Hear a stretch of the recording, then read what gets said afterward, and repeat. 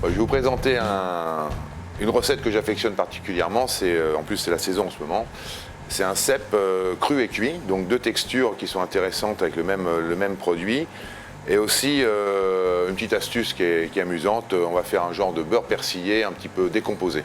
Donc pour ça évidemment il faut des jolis cèpes qui soient lourds et que lorsqu'on touche le pied, il ne faut pas que ça se défile, il faut que ça résiste. Pour la recette j'en choisis deux de belle taille, ça c'est pour le cuit, et pour le cru je vais utiliser uniquement les chapeaux parce que le chapeau est bien meilleur. Beaucoup plus, plus ferme et surtout un petit goût de noisette et de sous-bois. Avec un petit couteau, je gratte le pied, le passer sous l'eau 10 secondes et ensuite voilà, bien l'essuyer. On attend toujours le dernier moment pour les laver. Il ne faut pas les laver le dimanche pour les consommer le jeudi parce que alors là, ça devient de vraies éponges. Donc à l'aide d'une petite cuillère à pomme parisienne, je vais évider le pied. Et donc là, je vais m'amuser à faire une petite farce, ce qu'on appelle une farce un peu paysanne. On retrouve uniquement nos pieds de champignons coupés en petits cubes, notre échalote hachée, notre persil haché, le jambon, et puis une petite tête d'ail et une petite branche de thym.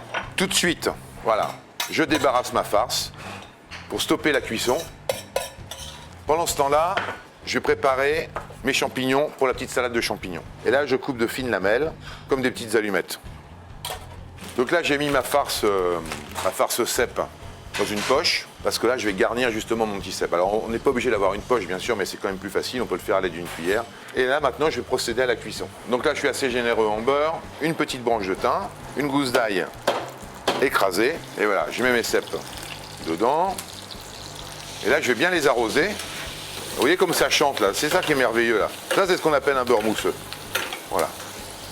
Et maintenant, je vais les mettre à peu près 5 minutes à four chaud, c'est-à-dire à four à 180 degrés. Donc maintenant, je vais préparer la petite salade de cèpe. J'ai mis donc mes petites bâtonnets de cèpe dans un saladier. Je vais rajouter une petite pointe d'échalote ciselée, un petit peu d'huile d'olive, et puis un vinaigre blanc de préférence pour éviter d'altérer la couleur du cèpe.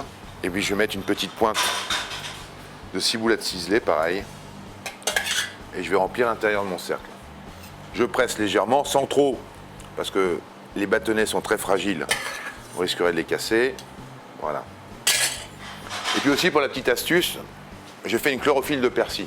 On prend des bottes de persil, on les effeuille, et on les cuit à peu près 6-7 minutes à l'eau bouillante.